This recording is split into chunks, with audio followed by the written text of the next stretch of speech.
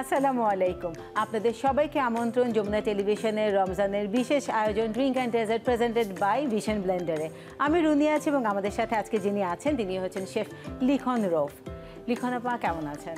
ভালো আছি, আপনি ভালো আছেন? আমি ভালো আছি। অনেক দিন পর আবার আমরা একসাথে কাজ করছি। জি জি। তো আজকে আপনার কি মিষ্টি মিষ্টি রেসিপি আছে সেটা বলেন।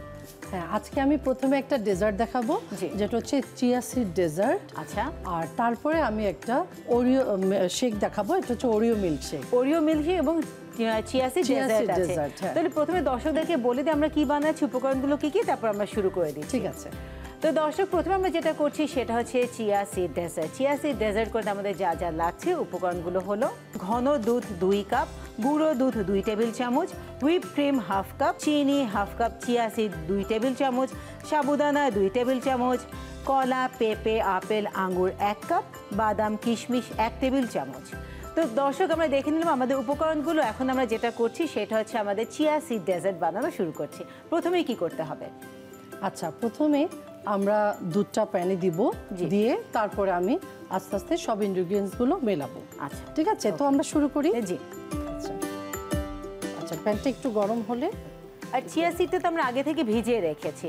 হ্যাঁ, আমি একটু দর্শককে বলতে চাই, এই চিয়া সিড ডেজার্টটা করতে গেলে চিয়া সিড কমপক্ষে 3 থেকে 4 ঘন্টা এটা ভিজিয়ে রাখতে হবে। ভিজিয়ে রাখলে তারপরে এটা একটু ফুলবে এবং আমাদের খাওয়ার যোগ্য হবে।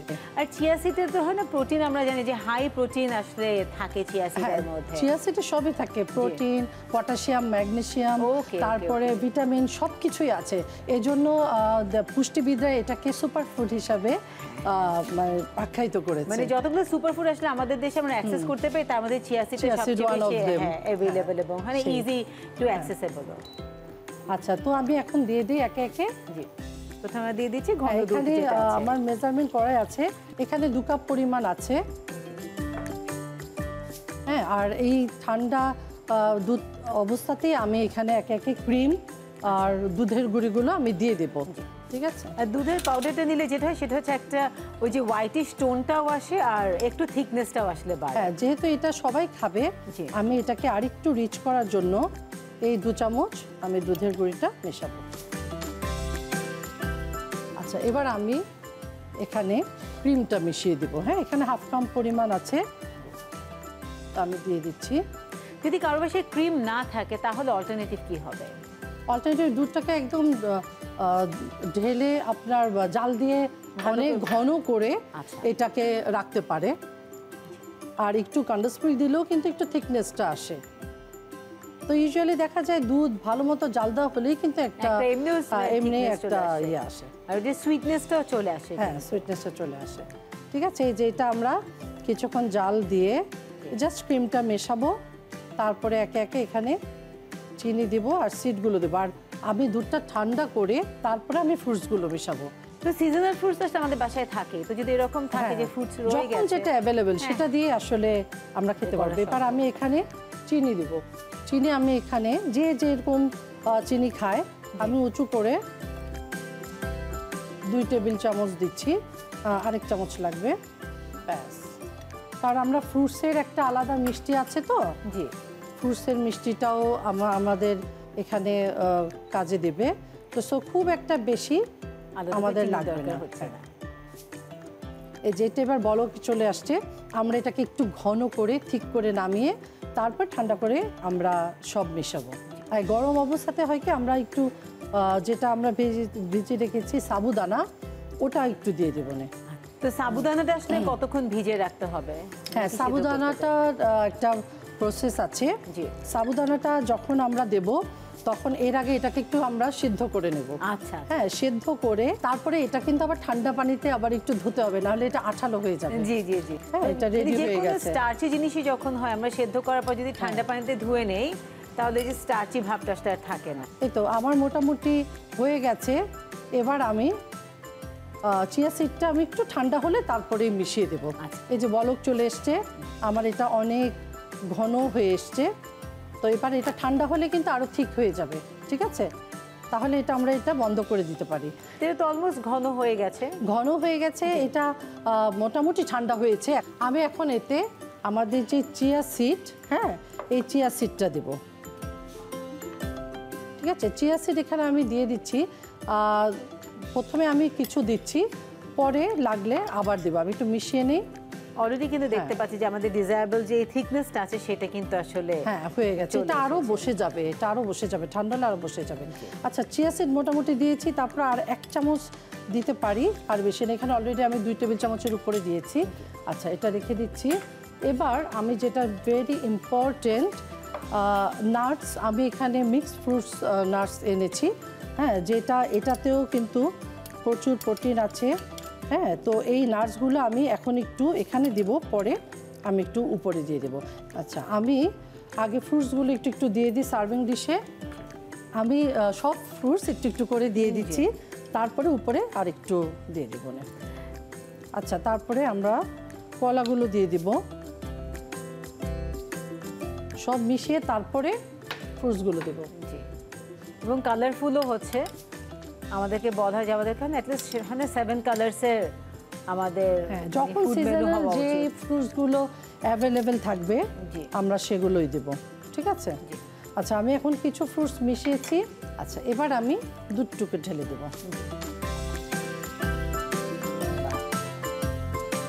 আমাদের যতটুকু লাগবে আমার মনে হয় ততটুকু আমরা দিয়ে দিতে পারি। আচ্ছা, একটু রাখলাম।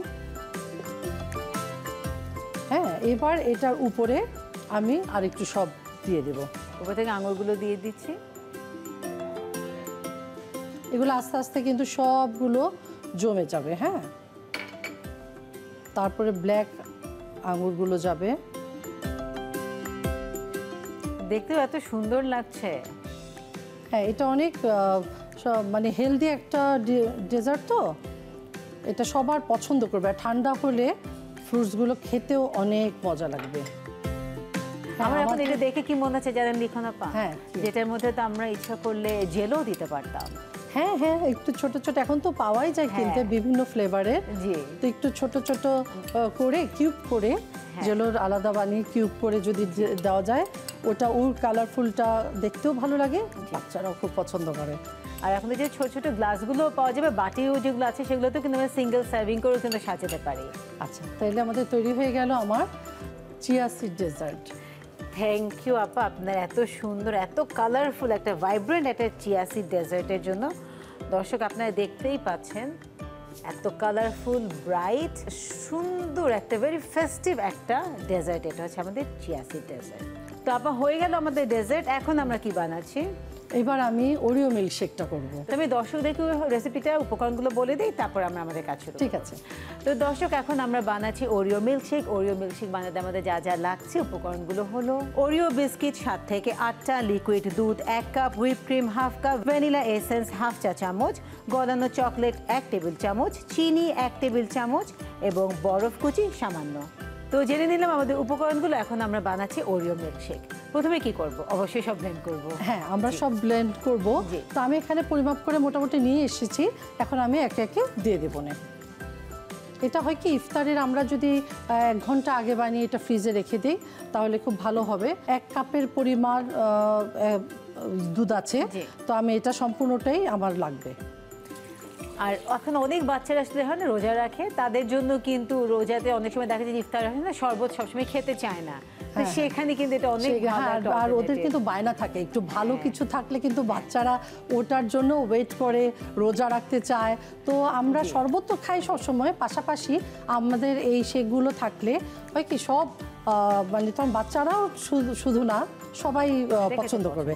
আচ্ছা, এখানে আমি বলে রাখি, আমি 7-8টা বিস্কুটকে একটু ভেঙে রেখেছি। এটা আমি সম্পূর্ণটা আমরা কি ভেতরে ক্রিমটা নিয়ে নিয়েছি নাকি? ক্রিমটা আমি, আচ্ছা এটা ভালো ইয়ে করেছে, ক্রিমটা আমি সরিয়ে দিয়েছি, কারণ ক্রিমের একটা অন্যরকম স্মেল আসে, তো জাস্ট বিস্কুটটাই নিয়েছি। আচ্ছা, এখানে আমি এবার 1 টেবিল চামচ চিনি দিচ্ছি। এটা যেহেতু সারাদিন রোজা রাখার পর একটু সুগার আমাদের দরকার বডিতে, তো তাই 1 টেবিল চামচ দিচ্ছি। কেউ যদি আরেকটু দিতে চায় সে দিতে পারে, তখন বিস্কুটেও একটু মিষ্টি আছে, তাই আমি এখন আর বেশি দিচ্ছি না, 1 টেবিল চামচেই হয়ে যাবে। আচ্ছা, তারপরে এখানে আমি হুইপ ক্রিমটা নিয়েছি, যেটা আর একটু ঘন ঠিক করবে। এখানে 2 টেবিল চামচের পরিমাপে আছে, এটা আমি দিয়ে দেবো। আমাদের দুধ দেওয়া হয়েছে, তার সাথে আমরা দিয়েছি আমাদের ওরিও বিস্কিট, তার সাথে চিনি। এখন আমরা দিয়ে দিচ্ছি ক্রিম। আচ্ছা, তারপরে আমি এখানে কিছু বরফ কুচি রেখেছি, এই বরফ কুচিটা দেব। হ্যাঁ, এরপরে আমি একটু মানে ফ্রেগরেন্সের জন্য আমি 1 চামচ ভ্যানিলা এসেন্সটা ইউজ করব। এটা ঐচ্ছিক, যে কেউ যদি না দিতে চায় স্কিপ করতে পারে। তারপর ভ্যানিলা এসেন্সটা 1 চামচ দিলে এটা একটু ভালো লাগে, গন্ধটা একটু সুন্দর আসে। আচ্ছা, এবার আমি এখানে চামচ আমি 2 টেবিল চামচ দেবো। এখানে 1 টেবিল চামচ আমি চকলেট, গলানো চকলেটটা দিচ্ছি। আচ্ছা, এটাকে আমরা মানে নর্মাল যে কোনো ধরনের চকলেট আগে গলিয়ে নিলেই হবে? হ্যাঁ,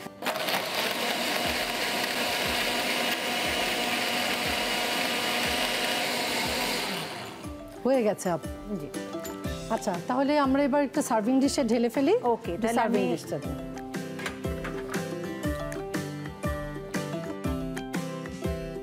এটা আমরা আগে থেকেই একটু ডিজাইন করে রেখেছি।